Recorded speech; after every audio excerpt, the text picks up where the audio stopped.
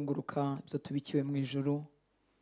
Turagushima, twigishe kugushima, twigishe kubaho ku bwawe, kubw'urukundo wadukunze. Twigishe kurespondinga, gusubiza ku rukundo wadukunze. Twigishe kandi kuvuga ubwiza bwawe n'urukundo rwawe ruhebuje, no kurugaragaza kugira ngo abataruzi barumenye. Nta wamenya urukundo rwawe ngo akujye kure, nta wamenya imbabazi zawe n'ubuntu bwawe ngo akujye kure, nta wabihishurirwa ngo areke kwiruka abisanga abigana. Twigishe kandi ukingura imitima yacu muri iki gitondo kugira ngo twongere tubyakire kurushaho. Mwuka wera, mwigisha mwiza, unyigishanye n'ubwoko bwawe, uduhishurire ibirenze ibyo ndi buvuge mu kanwa kanjye.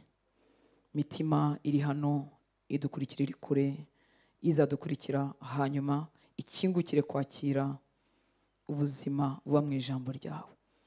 Warivugiye ngo amagambo yawe ni umwuka kandi n'ubuzima, n'ubugingo abeshaho. Reka icyo waritumye gukora gikoreke muri twebwe. Imitima yacu ikangukire kuba maso kugira ngo twakire icyo watugeneye. Imbaraga zose ziturangaza zamburwa imbaraga, maze twicare ku meza yawe tugaburirwe nawe. Ni mu izina rya Yesu dusenze, amen. Haleluya, amen. Muri amahoro, Mwami Yesu abaho umugisha. Reka tube mu ijambo ry'Imana. Mwami Imana dufashe, Mwuka wera aguteze gukurikira no kutarangara. Turakomeje aho twari turi ku cyumweru cyashize. Twasomaga hehe? Wewe wabivuze, nyine ndashaka n'abandi twari kumwe. Haleluya, mwaramutse neza? Ni amahoro. Aho twari kumwe ku cyumweru, reka tuzamure gutya turebe. Imana ishimwe, n'abaje uyu munsi turabakiriye. Mwami Yesu abahana umugisha hamwe natwe. Haleluya. Ubushakashatsi sinibuka neza imibare na pourcentage, ariko bavuga ko umuntu ahita yibagirwa mu masaha ngahe mama, simbyibuka, ariko ahita yibagirwa nka 80% y'ibyo yumvise. Niko duteye. Haleluya.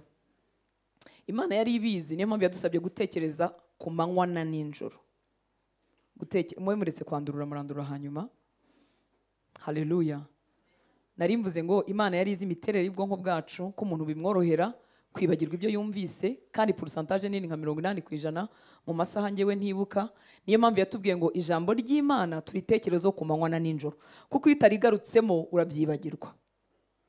Haleluya. Uretse no kubyibagirwa, hari igihe ushobora kuba uri hano utanabyumvise. Murabizi ko nabyo bibaho, sibyo? Niyo mpamvu rero dusaba kubitekerezo ku manywa na ninjoro. Umuntu rero ibyo yumvise gusa arabyibagirwa, pourcentage agasigarana ntoya. Iyo pourcentage asigarana ikarushaho kwiyongera iyo yabyumvise akanabireba. Niyo mpamvu iyo umuntu ari wenyine yakwiye gusoma Bibiliya avuga. No kuvuga ngo icyo gihe hinjiza imiryango ibiri yinjiza mu muntu wawe wamwe imbere. Umuryango w'amaso urimo gusoma, n'umuryango w'amatwi kuko urimo kumva ijwi. Iyo duprojecta, tugerageza guprojecta sumurimbo, no kugira ngo amaso yawe abyakire ubyisomere. Iyo tugusaba kugira gusoma, hanyuma n'amatwi yawe abyumve turimo kubivuga, byibuza pourcentage y'ibyo usigarana yiyongere. Hanyuma pourcentage ikarushaho kuba nini iyo umuntu noneho ya participe cyangwa yagize uruhare mu isomo. Ariko murabizi imiterere yacu, niyo mpamvu za Bible study cyangwa amatsinda matoya agira umumaro kurutaho, kuko umuntu araparticipa. Ariko mu rusengero nugirana ikibazo ntabwo uri ukimbaze, mbese urabitahana uko. Nuvuga ngo iyo habaye guparticipa, niyo mpamvu rimwe na rimwe umuntu akubaza ngo harakurikiraho iki mu murongo, mvuze ngo iki, kugira ngo ubigire mu ruhare. Iyo ubigize mu ruhare, ya pourcentage nayo nanone iriyongera, rya janisha ririyongera. Muranyumva nshuti z'Imana? Haleluya. Iyo bisubiyemo rero noneho kabitekerezaho ku manywa na ninjoro, biguma muri wowe, bigahindura uko utekereza, bikanahindura uko ubaho. Haleluya. Yesu nashimwe. Twiyumvamo rero muri iyi minsi uko umwuka w'Imana azadushoboza kujya twiga dusoma igice umurongo ku murongo. Haleluya. Nuko bimeze, nibihinduka nabwo n'ibindi bizabihindutse tuzabyakira. ubwo rero turi mu ishuri. Haleluya. Twifuza ko umuntu yakabaye afite aho asoma naho yandika kugira ngo bitugirire umumaro, hanyuma Mwuka Wera namuteza inyota nagira no mu rugo abisubiremo. Uwagize inyota ubundi iki gitabo cy'Abakolosayi yarakirangije, cyane cyane ko ari na gitoya. Ariko utaragize inyota, Bibiliya ye yayisize ahantu akiva gusenga, yarayiharambitse. Uyu munsi kandi ubwo abona abagerageza, uyu munsi yayiteruye aza gusenga. Ubwo abona abagerageza kuko abandi bo ntibanazifite kandi bazi gusoma, n'amafaranga yo kuzigura barayafite. Amen. Nimba wumva uri muri abo mvuze neguye, wikosore. Ndakuneguye pe. Haleluya. Abandi nabo turituyemo, turimo turitoza kubamo, nabwo ni Imana ishimwe. Ntago gusoma Bibiliya no kwiga Bibiliya ari uko umuntu aba afite umwanya w'imfabusa. Nuko nkuko ikintu cyose kigira umumaro umuntu agiha umwanya, niko bimera. Reka dukomeze rero ngabanye amagambo y'ababyeyi yo gutongera. Haleluya. Turimo turasoma mu rwandiko rw'Abakolosayi. Abakolosayi ryari itorero cyangwa se nako wari umujyi wigeze gukomera, hanyuma iki gihe wari umujyi muto nako udakomeye, kuko hari haradutse indi mijyi ku ruhande za Laodikiya, Zaki, zakomeye kurusha gukomera. Ko iyo mijyi byavugaga yabaga ari mu bucuruzi n'abahagenda benshi. Murabizi nk'uko imijyi imera, ibirimo abantu b'amoko menshi bafite n'imyizerere itandukanye. Ntago rero Pawulo yigeze agera hano hantu, icyakora yarabandikiraga kuko kubw'ibyo yumva. Abasoma Bibiliya n'abashakashatsi abandi benshi bemeza ko ryatangijwe n'uriya witwe Pafura twavuzeho ubushizi. Ibyo ni inkuru ziri aho, ntacyo zitwaye, ariko no kuzimenya ni byiza. Haleluya. Hari rero ubuyobe butandukanye muri iri torero, ndetse niyo yadresa cyangwa gerageza gukemura ibibazo, agenda akemura ibibazo bitandukanye biri muri iryo torero. Muri make abandikiwe bwa mbere impamvu rwitwa urwandiko, abandikiwe ba mbere ni abangaba, hanyuma natwe abitorero uyu munsi ni ibyacu, turimo turabisoma kugira ngo bitugirire umumaro.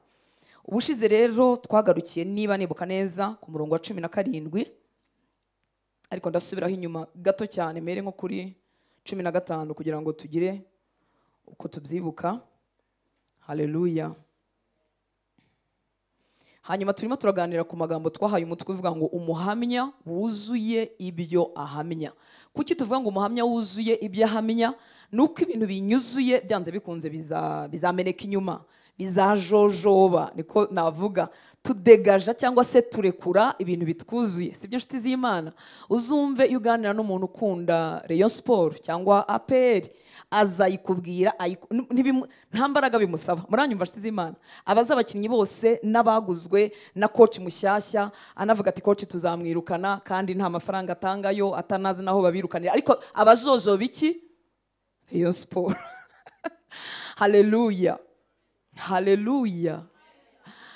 Njya mbona nk'iyo abantu bahuye barabanye nko mu butoya, baraturanye mu cyaro cy'iwabo cyangwa mu giwabo, muvuga amakuru ya kera ntarangire, ndetse n'izindi nkuru zitari nziza nk'iza jenoside. Iyo uhuye nk'abantu mwarokokeye ahantu hamwe, muvuga inkuru mukazivuga ntizirangire, izivugika, harimo ababa bafite zitavugika. Njya nanareba ababaye mu gisirikare, iyo bahuye, muramuzi wa muntu tubana, iyo bahuye nabo babanye kera, bajya bavuga inkuru bakazivuga nabo ntizirangire. Ni ukuvuga ngo buzuye nyiri ibyo bintu babibayemo, nabyo bigira gute? Nabyo bibabamo, barabyuzuye. Turi mu mwaka wo guhamya. Iyo tuvuga ngo umuhamya wuzuye ibyo ahamya, ni ukugira ngo ibya Yesu bitwuzure. Haleluya. Iyo bitwuzuye birasohoka byanze bikunze, birameneka, turabivuga, turabihamya, tubibwira abatabishaka. Yesu ashimwe cyane. Iyo umufana wa Reyo arimo kubwira Reyo, ntago ari uko ubuyikunda cyangwa uriyenteresa, ahubwo wiramwuzuye. Dukwiye kuzurwa n'ibya Kristo. Iyo byatuzuye tubibwira abashaka kubyumva n'abadashaka kubyumva, biba bitwuzuye. Hari igihe dusohora umuntu ngo najye guhamya, najye kubwiriza, nakora umurimo w'Imana, ariko tumurenganya kuko ntaruzurwa ibyo tumusaba guhamya. Haleluya. Icyo rero nicyo kidusunikiye kubw'ubuntu bw'Imana, kugira ngo dutinde mu ijambo ry'Imana. Ibya Yesu tubihishurirwe, bitwuzure, noneho tuba bahamya ibigize gute? Ibibuzuye. Icyo gihe nta effort ukora. Ni nka ya eponge twavuze ngira ngo kwa gatandatu niba mbyibuka turi masengesho, ni nka ya eponge yuzuye amazi, sponge cya kindi tujya twogesha ibintu. Murabize eponge kwinywa amazi, iyo usemo dukeya tujyamo, washyiramo menshi tukajyamo, aho uyiteretse ikahasiga ibyo yuzuye. Niba yanyweye amata irahasiga amata, niba mwayihanaguje amazi irahasiga amazi, gutyo. Haleluya, Imana nishimwe. Turashaka ko ibya Yesu bitwuzura, tukabisiga ahantu hose, tukabihaho abantu bose. Hari umuntu unyumvise yemwe? Imana nishimwe. Haleluya, kuko byanze bikunze tuzajojoba, tuzarekura, tuzadegaja ibitwuzuye. Dukomeje rero duhera kuri 15 hejuru gatoya twavugaga icyo Kristo nanone yakoze, ko yadukuye mu butware bw'umwijima, ko yatuguze. Muribuka ko ijambo ryo gucungura ni ukugura. Twakoresheje icyongereza ngo yaradupurchased, sinzi ngo who purchased us. Yaguze freedom yacu, yaguze umudendezo wacu. Yesu yaratuguze. Ntiwemere rero gukomeza kuba imbata kandi yarakuguriye umudendezo. Niyo mpamvu Yesu atazanye idini, ahubwo yazanye ubusabane.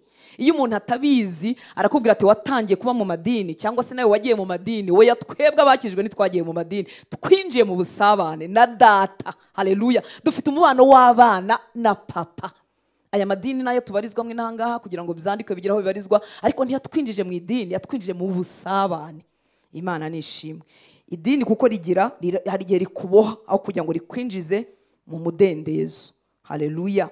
Kuri 15 hakavuga, ubu turi mu Bakolosayi 1:15, ngo ni nawe shusho y'Imana itaboneka, niwe mfura mu byaremwe byose. Haleluya.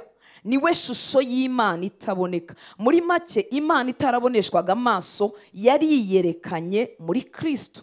Haleluya. Mu cyongereza cya Bibiliya yitwa New Living Translation haravuga ngo Christ is the visible image of the invisible God. Ni ishusho y'Imana wareba ariko ije guhagarara cyangwa kwerekana Imana tutabona. Niyo mpamvu Imana rero babujije mu isezerano rya kera kugira igishushanyo icyo ari cyo cyose bakora, kuko itigeze ibiyereka ngo bamenye uko isa. Nubwo Mose ngo yaboganiraga nayo nkuko umuntu avugana n'inshuti, ariko ntiyamweretse ishusho runaka ngo ese n'umugabo ufite ibyanwa birebire, ese n'umugabo, oya, nta shusho. Imana nishimwe cyane. Haleluya. Aha havuga ngo niwe mfura mu byaremwe byose. Haravuga muri ino Bibiliya ngo he existed before anything was created. Yarariho mbere yuko hagira ikintu na kimwe kiremwa. Imana nishimwe. Tugakomeza kuri 16 ngo kuko muri we arimo byose byaremewe, ari ibyo mu ijuru cyangwa ibyo mu isi, ibiboneka n'ibitaboneka, intebe z'ubwami n'ubwami bwose n'ubutware bwose n'ubushobozi bwose, ni we wabiremye byose, kandi rero ni nawe byaremewe. Yabanjije byose kandi byose bibeshwaho nawe.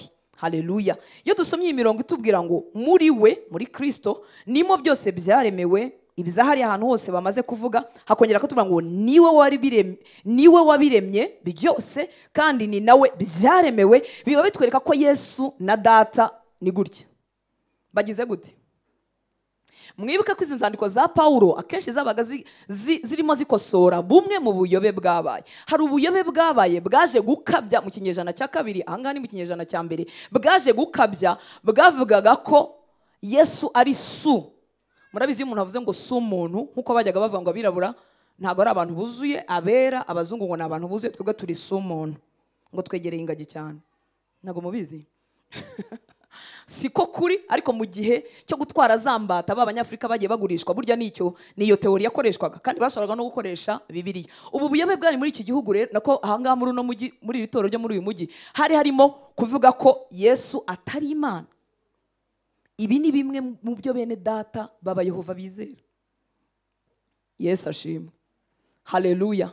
Yesu si ikiremwa, ni umuremyi. Imana ishimwe cyane. Yesu si umuhanuzi ukomeye, ni Imana. Gusa ubutatu nibwo butera abantu gucanganyikirwa, ariko ubutatu ntushobora kuzabwumva 100%. Ubutatu urabwizera kuko Imana yabivuze, turabyizera kuko yabivuze. Haleluya. Haleluya. Imana nishimwe. Muri we nimo byose byaremewe, bizahariya hose mu ijuru no mu isi, biboneka n'ibitaboneka, utuntu dutoya amaso yawe atabona n'ibinini cyane amaso yawe areba. Niwe wabiremye byose kandi ni nawe byaremewe. Haleluya. Hanyuma rero tujya ku murongo wa 18, nubwo Yesu ari Imana yera ikomeye yuzuye ubumana bwose, ntabwo yitandukanya n'itorero. Mwumva aho hantu hari ubwiru bukomeye. Haleluya. Yesu ni Imana ariko ntihagira gute, ntiyitandukanya n'itorero. Itorero ni bande? Itorero ni bande? Twebwe bande? Ababirivazi. Twebwe yego, umubiri wa Kristo. Haleluya. Itorero n'abizeye Kristo bose ni umugeni wa Kristo, igihe kimwe Yesu azaza kudutwara. Tekereza Imana mu bumana bwayo ko itigeze yitandukanya n'itorero, ahubwo Yesu afatanijwe naryo. Aho niho dukomora imbaraga. Ku murongo wa 18 turabyumva neza, haravuga ngo niwe mutwe w'umubiri, niwe torero kandi niwe tangiriro n'imfura yo kuzuka mu bapfuye, kugira ngo abe uwa mbere uhebuje byose. Bibiliya y'Ikinyarwanda yatunusuriyemo ukuntu haravuga ngo niwe mutwe w'umubiri, niwe torero, ukagira ngo ni umutwe akaba n'itorero. Muri King James haravuga ngo and he is the head of the body, hanyuma iyo body ikaba ariyo iba the church. Ni umutwe w'itorero. Haleluya. Nako ni umutwe w'umubiri, hanyuma uwo mubiri ukaba iki? Itorero. Imana nishimwe cyane. Yesu ni umutwe, natwe tukaba umubiri we, twebwe abagize itorero. Muri Bibiliya ijambo ry'Imana aravuga ngo ikindi kandi niwe mutwe ugenga umubiri we. Haleluya. Nk'uko umutwe wawe ibitegeka amano, ibitegeka intoki, nk'uko biri mu mutwe wawe. Burya iyo ubwonko bwagize ikibazo umuntu aba pararize, bikagenda bitandukana cyangwa ntibikore, cyangwa komande igatinda. Murabona hari igihe umuntu arwara indwara ngira ngo z'imitsi cyangwa z'amaneri cyangwa agace ko mu bwonko kangiritse, yashaka nko gufata iki gitabo ntabikora ako kanya, bikagenda buhoro, mbese akantu kenda kumera nka pararize kaba karatangiye kuza. Muranyumva nshuti z'Imana? Yesu rero niwe komande, niwe ugenga umubiri we, ari wo twebwe itorero. Kuba itorero ryagira intege nkeya cyangwa ryagaragara uko ritagombye kugaragara, ntibiravanaho ko Yesu ariwe mutwe, natwe tukaba umubiri. Haleluya. Ngo ikindi kandi niwe mutwe ugenga umubiri we, ari wo muryango w'Imana. Iryo ni ryo torero. Ngo niwe shingiro rya byose. Uwo ni Yesu, ni nawe wabimburiye bose kuzuka, kugira ngo afate umwanya wibanze muri byose. Haleluya. Fasha umwanya wibanze muri twebwe abazazuka. Imana nishimwe. Haleluya. Iyo tuvuga ngo yabimburiye bose kuzuka, cyangwa se niwe mfura mu bazutse, muribuka ko mu isezerano rya kera harimo abantu bagiye bazuka, ariko bagiye bazuka bose barongeye bagira gute? Barapfa. Haleluya. Niyo mpamvu yitwa ifura yo kuzuka. Yabimburiye bose kuzuka. Haleluya. Reka tunyarukire gato mu Befeso, mu gitabo nanone mu rwandiko Pawulo yanditse itorero rya Efeso, igice cya mbere, umurongo wa 22 na 23, kugira ngo ukomeze wumve, urusheho kwinjirwamo n'ubufatanye bw'uyu mutwe n'umubiri we, ari we twebwe, kugira ngo utazajya usenga Imana iri kure ngo bikuvune. Haleluya. Twavuze ko abantu batangiye gusinzira tuzamurira amaboko Imana. Twayazamuye. Haleluya. Kugira ngo n'uwari usinziriye akanguke. Twanyarukiye mu Befeso igice cya mbere 22, ngo kandi yamuhaye gutwara byose, ibishyira munsi y'ibirenge bye, imuha itorero. Muribuka ko itorero ari nde nande? Wowe, nanjye, n'abandi bizera bose. Nubwo baba basengera mu madini, utazigera umenya niba barizeye Kristo nabo bagize itorero. Niyo mpamvu ababisobanukiwe induru z'amadini zishira, batongera kugira umupaka w'amadini. Muranyumva nshuti z'Imana? Muranyumva nshuti z'Imana? Nukuba umwana bikabije iyo wibwira yuko idini ryanyu ari ryo ryiza ngo mu yandi madini. Nukuba umwana bikabije. Haleluya. Imana nishimwe.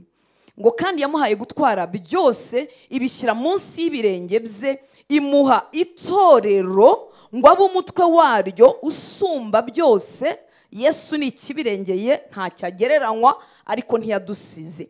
Ngo naryo iriki? Itorero ribe umubiri we ucagase, ushyitse. Haleluya. Naryo ribe umubiri we ushyitse kandi ushyikirwamo na byose. Murumva urwego turiho? Kaduha Imana icyubahiro. None se kubera ibitotsi. Haleluya. Turashima Imana. Yesu ashimwe cyane. haleluya. Yaduhinduye itya, turaba agaciro nshuti z'Imana. Turaba agaciro. Abamarayika bafite amatsiko y'abantu Yesu yameneye amaraso. Abamarayika ni ibiremwa bitangaje, ariko bakorera twebwe abazaragwa agakiza. Haleluya. Imana nishimwe. Niki kiduha agaciro? Ni Yesu ufatanye natwe, akuwemo ntacyo turicyo, ariko kuko arimo dufite icyo turicyo mu maso y'Imana. Imana nihabwa icyubahiro.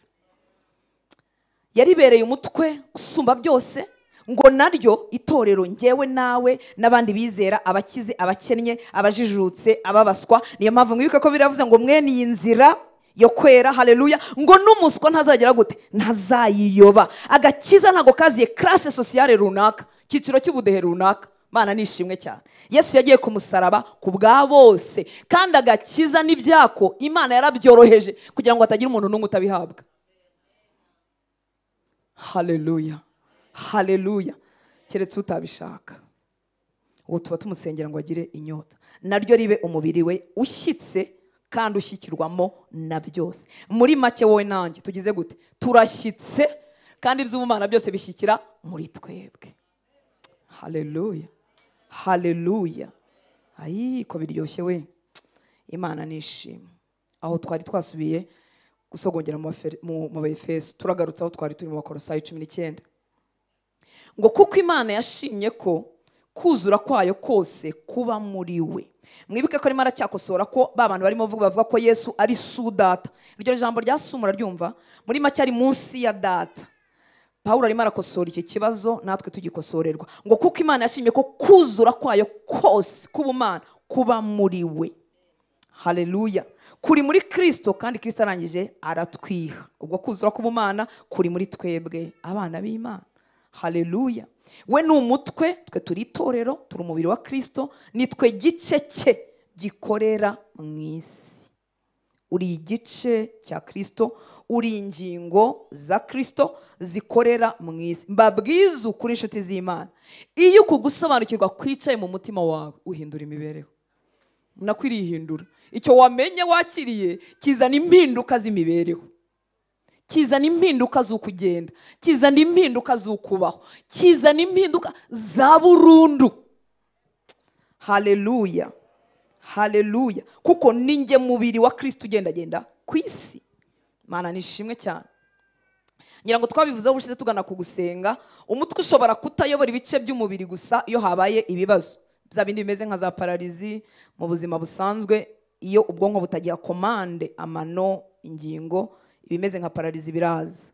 Rero kuba itorero abera bagendera mu ntege nke, hari ubwo buba ari uburwayi runaka bwo kutamenya ukuri tutaragutinzemo. Yesu ashimwe cyane. Dufite andi makuru atariyo, hanyuma ubwo burwayi bugatuma umutwe usa nkaho utaduha komande, bigasa nkaho binyuranye. Haleluya. Iyi torero risa nkaho ridakorera cyangwa ridasa na nyiraryo, ridasa n'uribereye umutwe, ntitugera ahantu twibwira ko ryabuze imbaraga cyangwa urishinzwe nyiraryo ari we Kristo yananiwe gukora. Oya, oya. Nuko kuguhishurirwa kuba kutaragwirira muri twebwe, kuko mukuri ukuri kudahindurwa nuko Kristo ari umutwe, akaba afatanyijwe natwe, ataratugiye kuri. Muri make itorero ricometswe mu mbaraga zitagira akagero. Haleluya. Yesu ntatwitarura ngo avuge ngo aba bantu barananiranye, ahubwo atwita umubiri we. Amazina yose Yesu atwita ni amazina y'urukundo rutangaje. Atwita umubiri we, atwita bene se, atwita umugeni we, atwita abana be. Nta zina na rimwe ry'igicibwa ririmo. Haleluya. Mana nihabwa icyubahiro. Mujye mutekereza ku rukundo rw'ababyeyi basanzwe twabyaye. Umwana wawe niyo yakunaniye uba wumva wamubundikira. Bafite abana bakuru, haleluya. Kuko yari dutoya ntabwo mubimenya cyane, uko kazana gusenga kakagukurikira mama, kakajyana. Iyo uri umusinzi ukajyanye mu kabari kajyayo, iyo uri umukristo ukazanye mu rusengero karaza, iyo ugiye mu isoko murajyana. Ntago akana gato kakugisha impaka. Ariko abakuze urambwira ise tujye gusenga, avuga ariko mama nifite gahunda mu gitondo. Ko tujye tujye gusura, hari umuvandimwe, hari nyogosenge waje cyangwa hari nyoko wanyu waje, mbese ko mubwira ibintu urimo mubwira atarabyumva. Akavuga ariko mama nifite gahunda n'abajama. Uretse n'ibyo ashobora kukubana ikirara. Babyeyi mwagize umugisha wo kubyara, nubwo yakubana ikirara ujya wanga umwana wawe wumva umukunzi. bya bindi abanyarwanda bavuga ngo umwana wundi abishya inkonda, muzuko mbicurukura, abishya inkonda, muri make uwawe araziryoshye, kuko nuvuga ngo ububi bw'uwawe ntacyo bugutwaye kuko ari uwawe, kandi ubwo wowe nanjye turi abantu buntu bagira iminsi yo kubyuka nabi. Tekereza urukundo rwa data, nta njugunya, haleluya, ankunda byiteka, iyo nandujwe anezezwa no kunyuhagira ngo mboneze, haleluya. Nkuko iyo umwana wawe aje asa nabi, hari abashyitsi, umucisha ahantu inyuma mu cyumba ukamutunganya kugira ngo aze mu bashyitsi, siko bimeze? Haleluya, haleluya, haleluya. Abana bacu bakuze bubu basigaye bagira insokozo, akagira nk'ibintu by'ibisatsi bihagaze gutya. None waba uzajyana umuntu ko mbabari ujye kwiyogoshesha, sindi buguyingukane mu bantu niyo misatsi imeze gukuntu. Njya mbasha kubumva no kubabarira, kuko kera mu gihe cyanjye nibwo penke yaracyaduka. Igihe njya ndeba amafoto ya kera niga muri segondaire ngasanga nifite imisatsi ihagaze gutya. Ubwo rero nkabasha kubihanganira. Igihe kimwe nari kumwe n'umuhungu wanjye umwe mu mujyi, tugeze mu mujyi wa Kigali, duhura n'umwana w'umuhungu, yari umusore muremure mwiza, afite imisatsi nta muntu uyifite hano, igera nk'ahantu ihagaze. Arambwira ati mama, ati wabonye? Ati namba naki. Nicyo gihe bahagazemo. Ariko ndacyavuga urukundo rwa data. Data arakoza. Burya ubusembwa bwawe ntabwo data yifuza kumumurika no kubwamamaza nk'uko umubyeyi atifuza ko ubusembwa bw'umwana we bwamamara. Niyo mpamvu ururimi ruvuga ibibi by'abandi dukwiriye kurugabanya. Burya data aramukunda kandi yifuza kumwoza no kumweza no kumutunganya ngo amumurike asa neza, nk'uko natwe ababyeyi twifuza kweza abana bacu mwibanga ukamumurika asa neza. Ubu hari umubyeyi uraza guhagarara hano ngo avuge ngo umwana wanjye rero ngo yabaye ngo wa 45, ariko yabaye uwa mbere. Urasika uvuga umwana wanjye rero ndashima Imana yabaye iki? Uwa mbere. Kuko biraryoshye. Uko niko data tugenza. Yaguhuza n'ijambo ry'Imana nukugira ngo wezwe, utungane, akumurike usa neza, umuhagarare ku isi bimeze neza. Haleluya. Urukundo rwe ntitwarwitiranye. Imana nihabwa icyubahiro.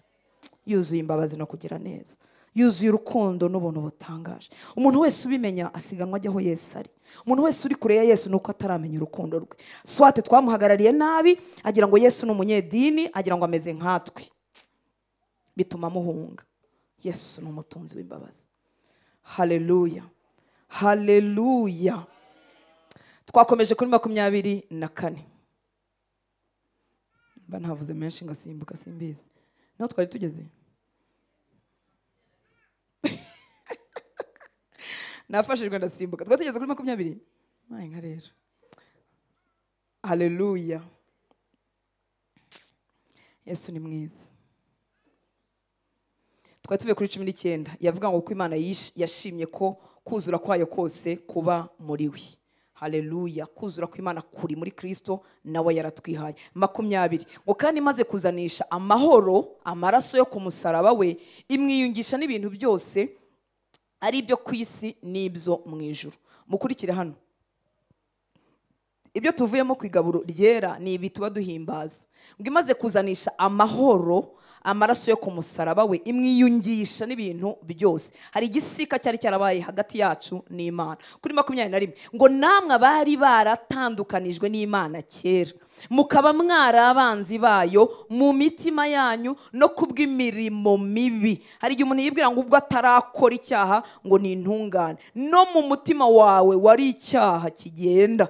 Ngo namwe abari baratandukanijwe n'Imana kera, mukaba mwara abanzi bayo mu mitima yanyu no kubw'imirimo mibi. Hari ubwanzi hagati yacu n'Imana, hanyuma amahoro azanwa n'amaraso yo ku musaraba. 22. Ngo none yiyungishije namwe urupfu rw'umubiri we, ngo abashyire imbere yayo muri abera n'abaziranenge mutagawa. Haleluya. Muri ko kwako n'umubyeyi atunganya umwana we akabona kumumurika, umva uko Yesu yatugenjereje. Haleluya. Ngo none yiyungishije namwe urupfu rw'umubiri we, ngo abashyire imbere yayo, imbere ya data, muri abera n'abaziranenge mutagawa, nta mugayo namba, nta nenge namba, kubw'amaraso yazanye amahoro. Haleluya. Hagati yanjye n'Imana ubwanzi bukavaho. Ubwanzi nari naratewe n'icyaha cya kamere nakiriye kuko nkomoka kwa Adamu, n'ibyo nanjye ubwanjye nikoreye, kuko igiti kigwiraho gihengamiye. Munyabyaha nyine birangira bigiyemo. Imana nishimwe. haleluya. Ngo niba muguma, ndifuza ko dutinda kuri 23 gato, niba muguma mu byo twizera, niba mugira gute, muguma, mugira gute, kuguma ni akanya gato cyangwa ni kanini? Ni kanini.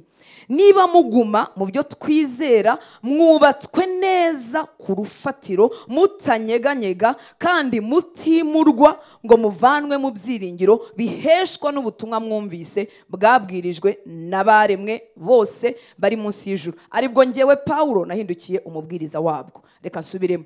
Niba tuguma, uko tuguma, uko dutinda mu byo twizera, ubu nibyo turimo gukora muri ano masaha, nibyo urimo gukora iyo urimo kurya ijambo ry'Imana wenyine.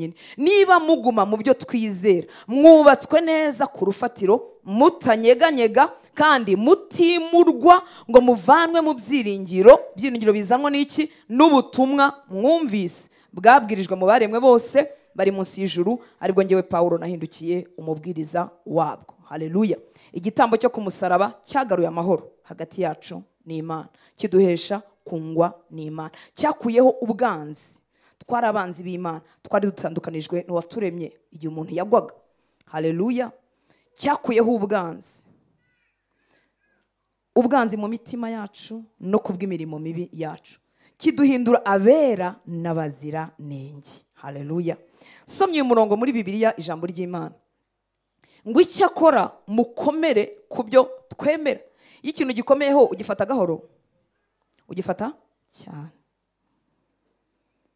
Iyo umushwari nawe ukomeyeho ntiwawunyaka, ariko ngufashe gato wawujyana cyangwa wanatakara. Icyakora mukomere ku byo twemera, mubyishingikirizeho.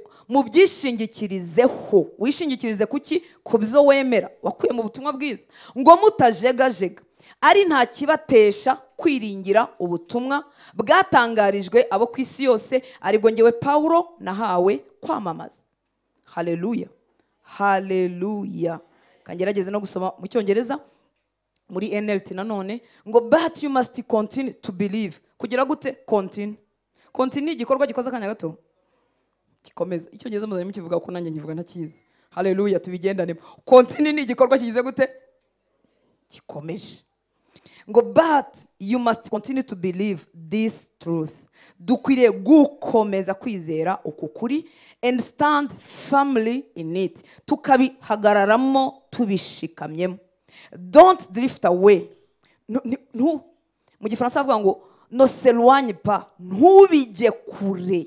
Iyo ugiye kure y'amagambo y'Imana uruma. Yesu yaravuze ngo ninjye muzabibu w'ukuri, amashami yari muto ajombye muri nge. Arakomeza aravuga ngo ntacyo mubasha gukora mutagize gute? Mutamfite. Iyo ugiye kure y'amagambo y'Imana wisanga warumye. Gicaniro cy'ubusabane bwawe n'Imana mu mutima ugasanga cyarazimye. Aya magambo ni ibiryo.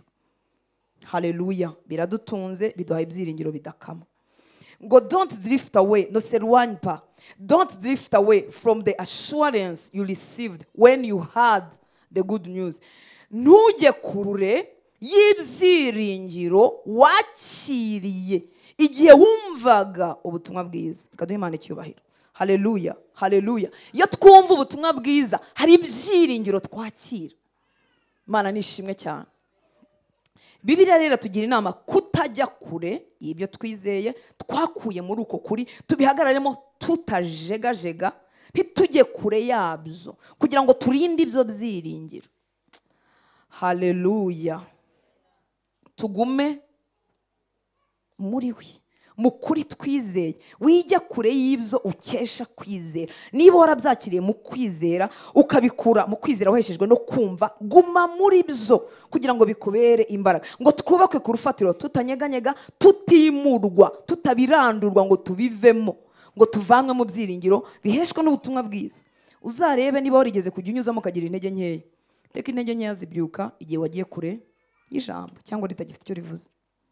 Intege nkeya mvuga hari izisubira mu ngeso za kamere, hari n'intege nkeya zo mu mutima, kumva umutima warakamutse, kumva warabihiwe n'urugendo kuko wagiye kure y'ibyo wizera. Imana itugirire ubuntu. Haleluya. Muri make hari ibyiringiro twaheshejwe n'ubutumwa twumvise. Pawulo akivuga ngo aribwo njyewe Pawulo nahindukiye umubwiriza wabwo. Haleluya. Hanyuma rero ntibigarukiraho, ahubwo arakomeza avuga ikintu gikomeye. Tujye kuri 24. arakomeza avuga ikintu gikomeye. Yahindutse umubwiriza w'ubutumwa bwiza. Kuri 24 haratangaje, aravuga Pawulo ngo none nishimiye. Iyo tuvuze ariya magambo yose avuye kutubwira ahishuriwe n'Umwuka Wera, akavuga ngo none yahindutse umubwiriza w'ubutumwa bwiza, muri make yahindutse wuzuye ibyo agira gute, ibyo ahamya biramwuzuye. Imana nishima. Kuri 24 urahumva neza ko bimwuzuye kuko ntibinamushiramo. Aravuga ngo none nishimiye amakuba. Hari umuntu wishimira amakuba yemwe? Hari umuntu wishimira amakuba muri iki gihande? Arakajya kure yacu. Yesu ashimwe cyane.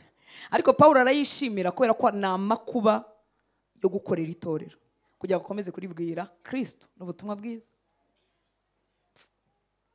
Ngo none nishimiye amakuba yanjye yo kubwanyu, ngo kandi byasigaye kubyo Kristo yababajwe mbisohoje ubwanjye mu mubiri wanjye, kubw'umubiri we ari we torero. Muribuka ko iri baruwa arimo arayandika afungiwe ku gufunga kwe kwa mbere kw'i Roma. Yafungiwe muri za gereza nyagereza, ariko yajyaga afungirwa no mu mazu. Murabizi ko habamo amazu yo gufungirwamo, amazu yakodeshejwe gufungirwamo abantu, niho yarari. Arimo aravuga, arimo arabandikira kubw'ishyaka ry'icyo yifuza ko baguma muri Kristo, baguma mu bye, bakishingiza kuri Kristo wenyine. None arimo aravuga kuko mwibuka ko aya makuba arimo ayatewe n'ibya Yesu. Haleluya, haleluya, haleluya. Biba ari ubwana kandi ukwiriye kuharenga. Iyo umuntu avuga ngo Yesu n'ukuntu nagukoreye ngo ukaba umpembye ibi, ntabwo ari by'abaguhembye, ni amakuba azanwa n'ubutumwa bwiza. Hari amakuba twizanira kubw'amafuti yacu, ayo nayo tujye tuyemera. Ariko hari andi makuba azanwa no kwakurikiye Yesu. Satani agahagarara kwa kundi yahagaze kwa Yobu. Hari umuntu unyumva? Haleluya. Agahagarara nk'uko yahagaze kwa Yobu, akavuga ngo Yobu yabuzwa n'iki? Kugushima Mana, wamuhaye kubyara, wamukikije amahoro impande zose. Hari indi jambo ritaba muri Kinyarwanda rivuga ngo wamushyizeho akazitiro, wamuhaye gutunga n'umukire. Ariko kuki mureba abasohotse ntimurebe njye? Haleluya. Nubwo njyewe ntagomba kubareba, ngomba gucisha amaso hejuru kugira ngo mutantera isoni. Yesu ashimwe cyane. Ako mwebwe ni mu ndebe mwumva ikiganiro cya Satani n'Imana mu rugo rwo kwande rwo kwa Yobu. Yobu yabuzwa n'iki? Kugushima ko wamuhaye kubyara ukamuhindura umukire iwabo, ko wamukomeje yabuzwa n'iki? Kugushima. Ngaho bikoreho gatoya maze turebe ko atakwihakana izuba riva. Ndimo nongeramo ibyanjye. Haleluya. Wambwira hari ikintu Yobu yari yazize? Amakuba azanwa no gukurikira Imana. Va mu by'ubwana rero uvuga ngo Mana ngo n'ukuntu nagukoreye.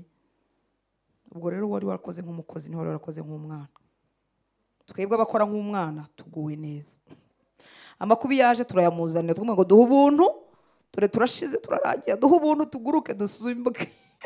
Haleluya. Dukomeze gukora mu rugo rwande rwa Data. Imana nishimye. Ngo none nishimiye amakuba yanjye yo kubwanyu, ngo kandi byasigaye kubyo Kristo yababajwe mbisohoje ubwanjye mu mubiri wanjye, kubw'umubiri we ari ryo torero. Haleluya, haleluya. Ngo arimo arasafaringa ngo now I rejoice in NIV, now I rejoice in what I'm suffering for you. Ibaze kugira ngo ndimo ndaryoherwa, muri make mfite umunezero mu byo ndimo kubabazwa ku bwanyu. Ngo ariko ibyo byose ngo ni for the sake of his body, ngo byose ndabikorera kubw'umubiri wa Kristo ari ryo torero. Haleluya. Mutekereze gato kuri ubuzima bw'uyu mukozi w'Imana. Tekereza urwo rwego rwo kudatsindwa n'ibimubabaza, kuko azi ko ababarizwa itorero ari ryo mubiri wa Kristo. Kaduha Imana icyubahiro ko hariho abagabo nk'aba, harimo abagore nk'aba, harimo abasore n'inkumi nk'aba no mu gihe cyacu, kandi ko nawe wabamo. Kaduha Imana icyubahiro. Haleluya, haleluya. Muri make iyo wakijijwe ukagamburura mu makuba, ubu duhombeje, ubu duhombeye mu bwami bw'Imana, kuko uri igihamya kigenda. Ubuzima bwawe buravuga. Burya bubwira abantu ngo bakurikira Yesu bahawe imbaraga zo kudacogora. Ubuzima bwawe bufite ijwi. Haleluya. Iyo rero ucogoye mu makuba ubu duhombeje. Tekereza iyo Pawulo bamufunga bakamugira nabi, agahita avuga ngo bya bintu bya Yesu nababwiraga ngo ntibyari biri byo. Ubuzima bwe bugahita bubihakana, agahita arekera kuvuga ubutumwa bwiza aribwo yahamagariwe. Muranyumva nshuti z'Imana? Ako kantu murakumvise? Ngo iyo ugamburiye mu makuba tugize ite? Duhombeye mu bwami. Niyo mpamvu duhamagarirwa kuba abasirikare ba Kristo. Haleluya. Bari abasirikare bajya ku rugamba bambaye umubiri kimwe natwe. Yesu ashimwe. Haleluya, haleluya. Bambaye umubiri kimwe natwe. Itandukaniro nuko bo bahora mu myitozo. Bahora mu myitozo, umubiri wabo ukadevelopa ikimeze nk'ubudahangarwa. Mind yabo n'imitekerereze yabo ikadevelopa nyine kurwana no kurinda abaturage. Ariko njyewe nawe kuko turi abasivili, iyo hari ikintu kubise dushobora kujya munsi y'igitanda cyangwa muri purafo kuko turi abaturage. Ariko umusirikare iyo gituritse agomba kujya hanze kureba icyagize gute, icyaturitse. Yambaye umubiri umeze nkande kuwawe nanjye, ariko umubiri we uratozwa. Watozwa ukadevelopa ubudahangarwa. Kereka umusirikare utarafashe igisirikare wakomeje kugira imitekerereze ya gisivile niwe uhungana n'abaturage. Yesu ashimwe cyane. Imyitozo ahoramo nubwo yambaye umubiri nk'uwacu yamuhesheje ubushizi bw'amanga, imuhesha ubudahangarwa butuma atinyuka urugamba, butuma ashobora kumara iminsi 3 atarasinzira. Njyewe iyo nyimaze ndwara umutwe kubera ubusivile bwinshi. Haleluya, haleluya. Ibiba muri training nubwo ntabaye umusirikare, ako nawe wabikeka mu itegeko ryo gukeka. Ibiba muri training ni ukubabaza imibiri yabo, kubatoza kwikorera ibikomeye, ibiremereye, ku buryo ashobora kwikorera amasasu menshi, kwikorera mugenzi we yakomeretse. Ibibatoza kutarya ngo bavuyarare kuko ashobora kurwana akamara iminsi 3 batarabona uko basapurayinga ibiryo, batarabigezayo. Yesu ashimwe cyane. Iyo myitozo yose niyo yamuhinduye umuntu udatinya. Ikindi bajya bagira mind nziza, njyanyibona nyine kuri wa muntu tubana bivuge buhoro. Haleluya. Ibatera kwibwira ko buri kintu cyose gishoboka. Muri make ushobora kumbwira ngo iyi nkingi urayisunika igende, wakabyemera, ariko giye umusivili nkavuga ngo ntago bibaho kuko nyine ndi umuki. Haleluya. Reka mbigarura aho twari turi.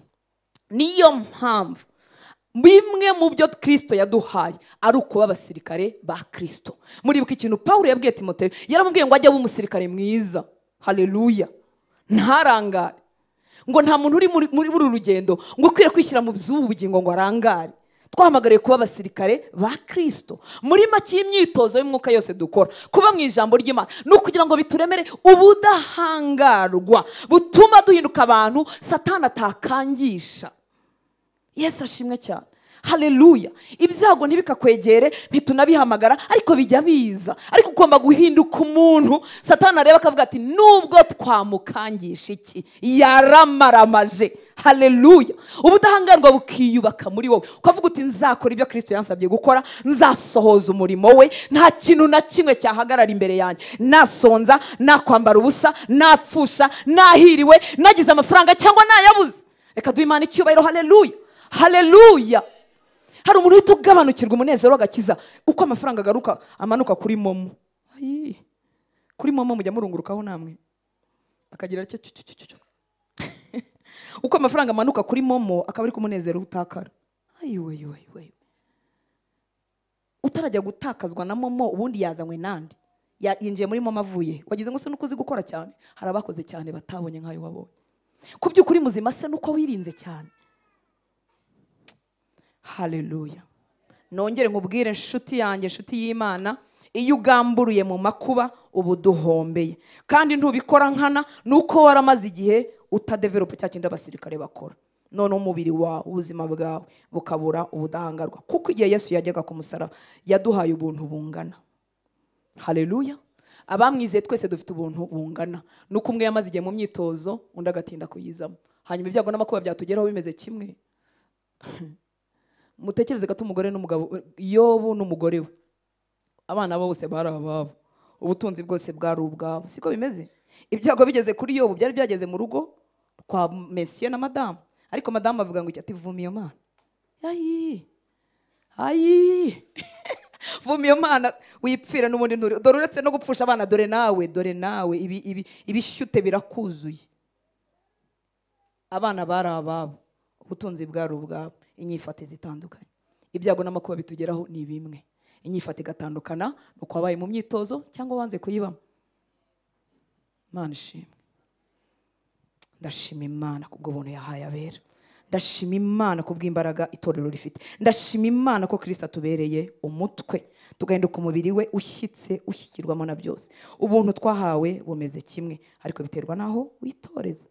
Ni nk'umusirikare waba umudizata cyangwa umutegaji. Ndakaza ko gaterime. Haleluya. Umutegaji ni umuntu ukwepa imyitozo ikomeye. Urumva yabaye umutegaji, ibikomeye akajya bikwepa, nyine haje urugamba yakwirwaza. Kandi bijya bibaho. Bamwe bakirwaza yagira nk'Imana agakomereka nk'into. Oh, haleluya, haleluya. Mwuka wera twuzuza imbaraga, ubutegaji budushiremo. Umutete utuma Satani atubyina hejuru, udushiremo. Ntutete kandi ufite umwanzi witwa Satani. Amen, haleluya. Natwe dushobojwe n'umwuka tugenda tunesha kuva ku gito, ikinini data akaduha ubuntu. Haleluya.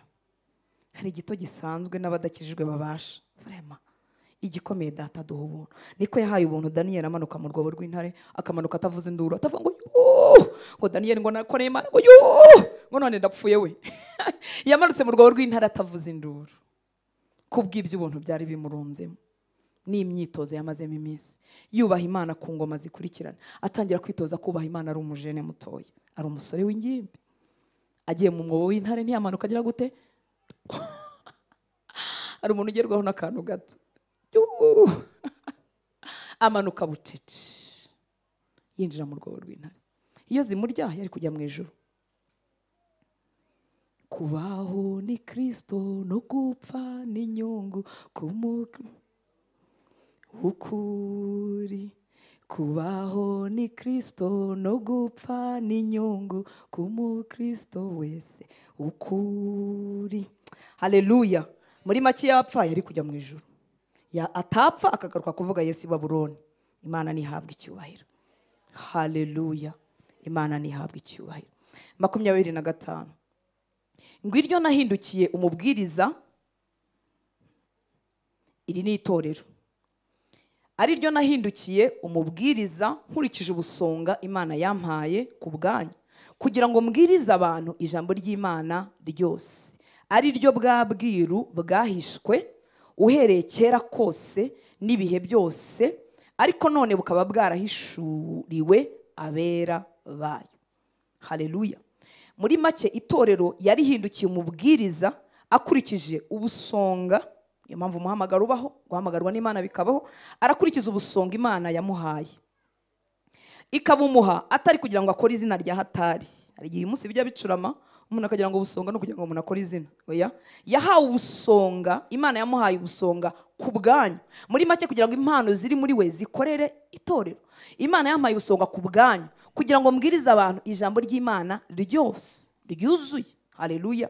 Iryo jambo ry'Imana ngo niryo bwa bwiru bwahishwe uhereye kera kose n'ibihe byose, ariko none bukaba bwarahishuriwe abera bayo. Muze kumva ubwo bwiru mukomeze mwumve. Ngo ab'Imana yishimiye kumenyesha ubutunzi bw'ubwiza bw'ubwo bwiru bwageze no mu banyamahanga, aribwo Kristo uri muri mwe. Muri make Kristo ntiyagomba kujya mu banyamahanga, siko bari babizi. Paulo rero yakiriye ubusonga, yakirirwa butumwa bwiza, ahishuriwe ubu bwiru ngo bwari bumaze igihe bwarahishwe, hanyuma burahishurwa. Aribwo ubwo bwiru ni ukumenyesha abantu ubutunzi bw'ubwiza. Haleluya. Bw'ubwo bwiru ngo bwageze mu banyamahanga. Ubwiru birahinduka nde? Aribwo Kristo uri muri mwe. Haleluya. Nta yindi mystery, nta yandi mabanga, nta bundi bwiro, ni Kristo muri twe. Aribyo byiringiro by'ubwiza. Haleluya. Haleluya. Imana ishimwe cyane. Nta bundi bwiro. Mwibuke ko nanone hakiri ikosora ry'ibyabaye ahangaha. Imana ishimwe cyane. Kuko zimwe mu nyigisho z'ubuyobe zaze nigeze kuvuga ngo zakomeye mu kinyejana cya kabiri, hari harimo yuko abantu bakizwa cyangwa babohoka baba delivre ari uko hari ubwiru, hari amabanga runaka bamenye, none ngo ayo mabanga akaba ari yabahesha gukira. Bumwe mu buyobe bwamamaye mu kinyejana cya kabiri. Ariko arimo arabwira ko nta bundi bwiru, nta yandi mabanga, ahubwo ni Kristo muri twe. No muri iki gihe duhagazemo harimo ibindi bintu abantu bafashe bakajya kuvuga ngo Yesu ntahagije. Muri make usaba kurarana amazi ku musozi, ukayasengera ukayanywa mu gitondo. Muri make munkurikire kuko ibyo biruzuye. Haleluya, haleluya. Muri make ngo Yesu muri twe ntahagije, bisaba ko usenga saa 9 mu kadomo. Nagira ngo ko saa 9 mu kadomo zo mu Rwanda atari zo zo muri Amerika, atari zo zo mu Burayi, atari zo za hano haruguru muri Uganda. Murumva ubwo bupfafa bukiriritse. Imana ituye muri eternite, mu bihe bitarangira, yagengwa n'amasaha. Kugira discipline yo gusenga saa 9 ndabishyigikiye, ndabishimye. Ariko hari undi muntu ukora umurimo w'ubuzamu, hari undi muntu w'umusirikare utazigeramo na saa 9, hari undi ukora kwa muganga urayizamu. Ubwo ntazigera ajya mu mwuka kuko saa 9 izatanga arimo kugira gutera inshinge. Utuntu. Hari abandi uyu munsi bajya gusenga iteka ariko bitwaje amazi. Arahari hano. Pastor agomba kuyakoraho yose. Ubu mbese mukajya muzana amazi yose nkayakoreraho. Nkabakoreraho mukayatahana mukayanywa akabakiza. Hari undi udashobora gusengera umurwayi adafite amavuta. Yes, Bibiliya iravuga ngo tubasengere tubasiza amavuta. Kwizera ko umurwayi kuzamuhagurutsa. Bakuru b'itorero bajye kubasengera. Ariko amavuta ntasimbura Yesu. Haleluya. Nemera ko Mwuka Wera ashobora guhumekera umuntu ikintu runaka mu gihe runaka, ariko ntigihinduka ubuzima. Ubwiru bwahishwe ni Kristo muri twe. Haleluya. Si hame, si ikindi kintu. Nidukomeza mu gice cya 2 muzumva ubuyobe bwinshi buri mu minsi, buri ntukoreho, ntufateho, ntusogongere, ibintu bitari byo. Harimo abandi bantu bashobora gutekereza hano ni wenda ibyo ntibihaba, ariko mu bihugu by'uturanye birahaba, aho abantu kugira ngo baze mu materaniro bagomba kuza bose bambaye imyenda y'umweru. Hayiwe. Ubwiru bwahishwe ni Kristo muri twe. Haleluya. Si ubundi buhanga, si ukundi kugereka akandi kantu. Mwuka Wera nakakubwira ngo kagerekeho nakawe wigahindura ihame ugasimbuza Kristo. Haleluya, haleluya, haleluya. Nubwo wakwiriza iminsi 40 utarya utanywa, ntago bisimbura icyo Kristo yakoze ku musaraba. Wateye intambwe, ni byiza niba wabishoboye, ariko simbi kugiramo inama kuko ushobora kuzagwayo. Yesu ashimwe cyane. Haleluya. Nta nubwo byagusumbishije agakiza ngewe mfite, ntarashobora kwiriza n'umunsi n'umwe, ariko nawe utiriza sindimo nkubwira ngo gumayo. Utambeshyera. Yesu ashimwe. Nta gisimbura Kristo muri twe. Byiringiro by'ubwiza. Haleluya. Muranyuma nshuti z'Imana. Reka tugarukiraho kugira ngo tugumane ibyo twumvise. Tuzakomeza ku gice cya 2. Ndagusaba aho dufatanyije urugendo, ugenda usome, wongera usome igitabo cy'Abakolosayi, ku buryo nzaba nkivugaho kumva wabyumvise cyane, kumva Mwuka Wera yaguhaye byinshi kurushaho. Imana ihabwe icyubahiro. Reka duhaguruke dusenge. Haleluya. Yesu byiringiro by'ubwiza yageze mu mutima wawe. Ese waramukinguriye? Ese wamuhaye umwanya? Nari mvuze nta bundi bwiru, nta rindi banga, nta wundi utwunga n'Imana, nta wundi dukesha imbaraga za none mu gihe tubigiwe ubugingo buhoraho. Bibiliya iratubwira ngo ufite uwo mwana ari we Kristo. Ufite uwo mwana ni ufite ubugingo buhoraho. Ntago batubaza cyangwa bavuga ngo ufite idini, ngo wavutse mu muryango w'abapasiteri, watangiye kuririmbira Imana akiri mutoya. Muranyumva nshuti z'Imana? Haleluya. Ntibavuga ngo ufite abavandimwe basenga, baravuga ngo ufite uwo mwana ni ufite ubugingo. Ese uwo mwana uramufite? Wakingura umutima wawe Yesu? Niba utarizera Yesu, taramukingurira, atakuyobora, ubizi neza ko atari umwami w'ubuzima bwawe, uzamura ikiganza tugusengere. Nta wifuza kwakira Yesu uyu munsi? Nta uri muri iteraniro? Abadukurikira online utaraha Yesu ubuzima bwawe, mukingurira umutima wawe. Ijambo ry'Imana rirambwira ngo umutima ni wo umuntu yizeza, akatuza akanwa ke, kabarwaho gukiranuka. Kwatura ni nk'indahiro, ariko kwizera ko mu mutima kurahagije. Kuko n'umuntu ufite ubumuga bwo kutavuga, atavuze, ntibyamubuza kwakira Yesu. Haleluya. Atwihishurire birushijeho. Icyampa nubwo waba utahanye gusa kumenya ko Yesu ari umutwe wawe, nawe ukaba umubiri we, uri ingingo ze. Yesu ntatandukanijwe nawe. Muranyumva nshuti z'Imana? Ntabwo umwambaza ari kuri, ari kumwe nawe, afatanyijwe nawe.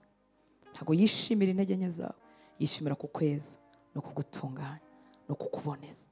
Nubwo yera cyane ntigeze ajya kure y'itorero, afatanyijwe naryo kugira ngo ahore aryeze, ahore aritungana. Haleluya.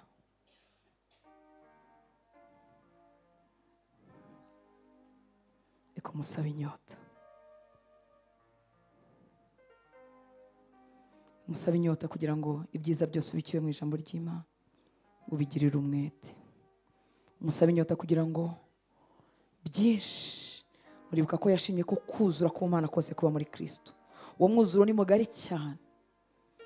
Ujye uba mu ijambo ry'Imana iyi minota tumaraha, kandi ubwo turi mu bagerageje ntago bihagije. Usaba Imana inyota yo kuba mu ijambo ry'Imana kugira ngo rihindure uko utekereza no kuwafataga ibintu. Ndabinginze dusaba Imana inyota.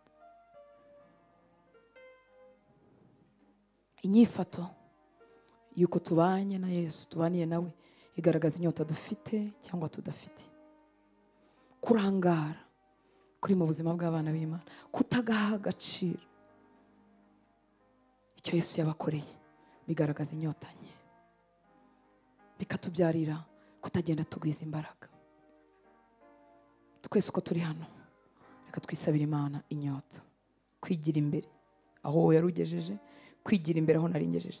Ibyo Kristo yadufatiye ni byinshi, ni bigari, no guhishurirwa gutangaje kugenda kwiyongera. Mwuka Wera, shyira inyota mu mutima wawe, nawe umwemerere, ugende wa applying, ugende ushyire mu bikorwa ubuzima bwo kwigira ku birenge bya Yesu. Bizazana impinduka zitangaje mu buzima bwawe. Katurimbe ngo duhe inyota, hanyuma dusenge.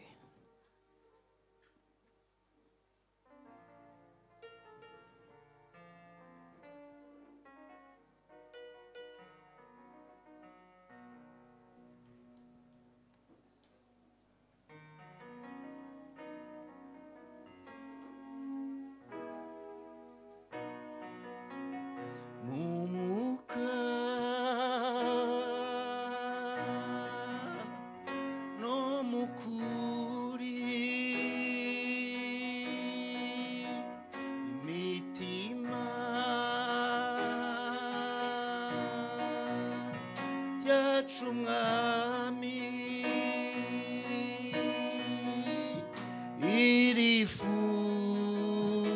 irifuza kukwegera,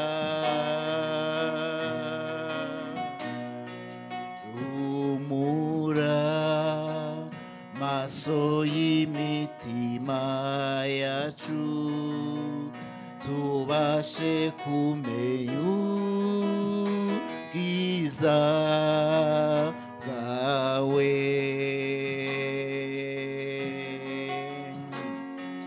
Duhe inyota yo kukwegera Mwami, imitima yacu isabane nawe.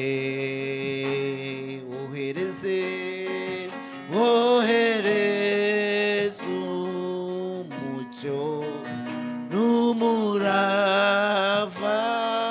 wawe, tuyobore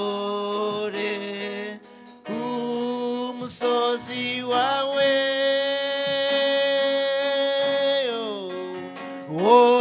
Ohereza umucyo n'umurava wawe, tuyobore ku musozi wawe.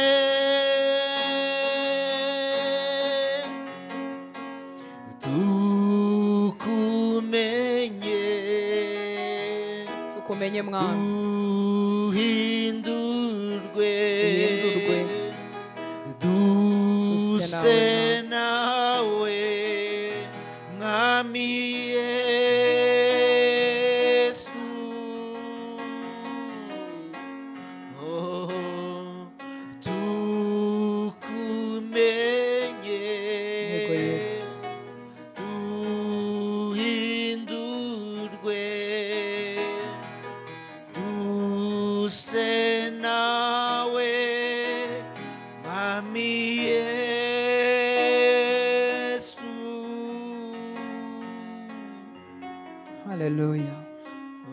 reka usenge n'amagambo yawe mubwire ngo nyongere inyota menye neza ko umwuzuro w'ubumana bwose uri muri we Kristo.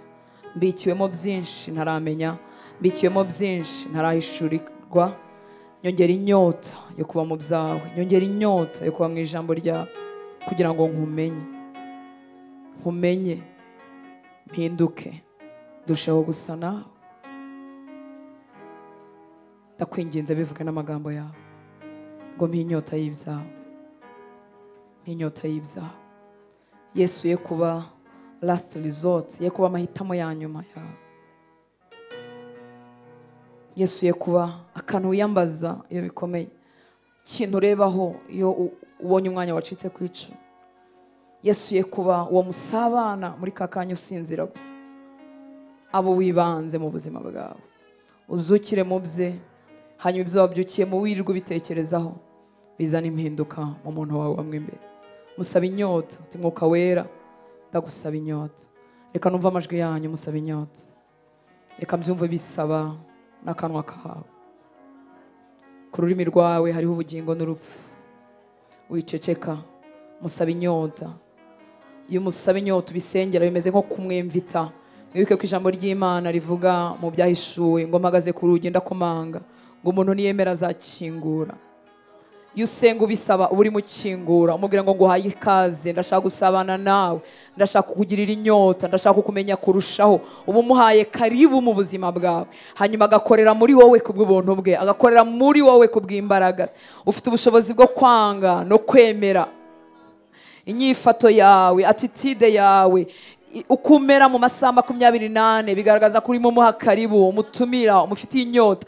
Nta formule iriho watangirana nawe wakongera iminota mike igihe wabyukaga ujya mu kazi ugashyiraho indi minota kuvuga uti nzapfukama imbere ye, nzicara imbere ye, nzasoma ijambo rye, iryo nasomye nirwo nditekerezaho, nzamubwira ibyuzuye umutima, nzamubwira ngo nyigisha. Hanyuma ibyo usogongeye ukirwa ubigarura mu bwenge bwawe, ukirwa ubitekerezaho ku manywa na ninjoro, mubwira uti mpinyota kuba mu nzu yawe simbikunda cyane, bimbera nk'ikintu kingwaho rimwe na rimwe. Mubwira uti mpinyota yo gukunda kwicara ku birenge byawe. Mwibuke ko yabwiye Marita ngo Mariya yakurushije guhita mu mugabane mwiza atazakwa. Natwe abafite nk'aho bamaze kumenya ibyo bamenya turushaho kugira inyota. Ejo twaganiriye kuri rya jambo rivuga ngo abasogongeye bakamenya ko Yesu agira neza ni mu mwegere. Natwe bamaze gusogongera duhamagarirwa kurushaho kwegera. Nta kwegera hahagije kuko ni byinshi, ni bigari ibyo tubikiwe muri we, ni byinshi. Wasogongera urushaho kwigira imbere, uko sobanukirwa amagambo y'Imana, dushaho kuryoherwa, ndushaho kwicuza igihe namaze ntayarimo. Biraryoshye, bizana impinduka, bizana ibyiringiro, bituma tutanyeganyezwa, biduhindura abantu bafite uruhanga rukomeye, abo umwanzi adatinya, biduhindura abantu badatwarwa n'umuyaga. Duha inyota mwami w'abantu, tukuzamuriye amaboko muri iri teraniro ry'abahungu bawe n'abakobwa bawe, tukubwira ngo duhe inyota, duhe inyota. Inyota twari dufite yatuzanye mu nzu yawe, inyota twari dufite yaduhaye kwakira ibyo watumenyesheje. Byari byiza bitugeje aho tugeje uyu munsi. Turifuza kwigerana imbere nawe mu bundi bwiru bwawe, mu bundi bwiru bwawe, mu kundi kuguhishurirwa birenzeho, mu guhishurirwa imbabazi zawe, mu guhishurirwa urukundo rwawe, mu guhishurirwa ineza yawe, mu guhishurirwa uko gufatanya tutumva. Ni gute twumva ko watubera umutwe tukaba turi ingingo zikugendera? Ntabwo tubyumva nk'uko bingana. Duha inyota yo kwinjirana nawe, duha inyota yo kwigishwa nawe, duha inyota tukumenye, duhindurwe n'ibyo twakuye kuri wowe, turushaho gusa nawe umunsi ku munsi, umwaka nyuma y'uwundi tugende turushaho gusa nawe. Imyaka dufite hano ku isi tugende turushaho gusa nawe. Ubwiza bwawe butwuzuye, ibyo wadukoreye byarahindutse ibyambaye umubiri, tubigenderamo tubituyemo. Reka igitambo watanze ku musaraba, reka gupfa kwawe no kuzuka bya guhera mu kirere kandi warabiduhaye ari ibyacu. Twinjizwa mu isezerano rishya ku bw'amaraso yawe, twahindutse ibyaremwe bishya ku bw'icyo wakoze. Umuntu wacu wa kera yarapfuye, tugirwa undi waremewe gukora ibyo gukiranuka. Ndagushimira ibyo wangize byo, ndagushimira ibyo wamfatiye. Mpinyota yo kurushaho gusabana nawe, mpinyota yo kurushaho gusabana nabyo kugira ngo binyuzure, mpinduke umuhamya wuzuwe n'ibyahamya. Twuzuze ibyawe, zana impinduka muri gahunda zigizwe amasaha yacu 24. Dusohoke mu bunebwe, dusohoke mu kurangara, dusohoke mu gukoresha umunsi wacu nabi kandi umunsi utagisubira inyuma. Ngo wirengagize imyaka yacu yo kujijwa, wirengagize iminsi yacu yo kurorongotana. Dufite iminsi twapfushije ubusa, ariko ubu turamenye, turasobanukiwe, turahishuriwe, turakiriye. Reka buri saha, reka buri mwanya nzabaho kuri ino si, nzabe ndushaho gusabana nawe, gukora ibyo wandemeye gukora, kugenda koko nk'umubiri wawe, nk'ingingo zawe zikorera hano mu isi. Mfite komande ituruka muri wowe, mutwe w'itorero, nkorerwamo nawe. Maboko yanjye ari ayawe, akanwa kanjye ari akawe, maso yanjye arebera wowe, maguru yanjye agendera wowe, kanwa kanjye kavugira wowe, ubuzima bwanjye mbuberaho wowe. Wanyitangiye ukampfira ukananzukira, ngo wapfuye ku bwa bose, ngo uranatuzukira kugira ngo abariho, twebwe abariho muri wowe ntitwongere kubaho ku bwacu, ahubwo tubeho ku bwawe. Reka buri segonda, reka buri munota, reka buri kwezi, reka buri mwaka mpawe umugisha wo gukomeza kubaho mbeho ku bwawe, mbeho ku bwawe. Sohoza ibyo wangeneye gusohoza. Mvuze umugisha ku bahungu bawe n'abakobwa bawe. Wakoze kutuzana mu nzu yawe, wakoze kuduha iyo nyota yatugejeje muri iyi nzu yawe. Reka utwongere inyota yo gukomeza gutekereza ku magambo yawe ku manywa na nijoro. Bibe bityo ubwenge bw'abera, abahungu bawe n'abakobwa twateranye n'abadukurikira, ukingukire kwakira ibyawe.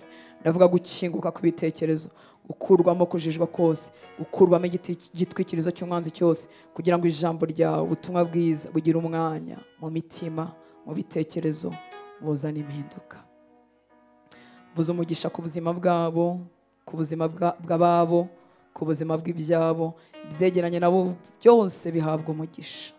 Amahoro yawe menshi atembe mu mitima yabo, kugirirwa neza bibomeho, bibakurikirane, fatane nabo by'iteka ryose. Ndagushimira abakozi bawe bakora imirimo itandukanye kuri iki gicaniro, bahabwa umugisha, bagirirwe neza, bavomererwe, bahorana itoto ryawe, batanga ubutunzi bwabo, abatanga umwanya wabo, abadusengera kugira ngo amaboko yacu akomere, bose bahabwa umugisha. Abadusuye bahabwa umugisha, abagira inzara n'inyota byo kwicara bategera bahabwa umugisha. Tuvuze umugisha ku gihugu cyacu no kugirirwa neza, n'amahoro menshi atemba nk'uruzi, no gutwikururwa ku bitekerezo kugira ngo ubutumwa bwiza bugire impact muri iki gihugu. Urakoze data, icyubahiro cyose nikikugarukire, ni mu izina rya Yesu dusenze, amen. Murakoze cyane, umwami Yesu abaho umugisha. Reka turamukanye dutahane amahoro ya Kristo.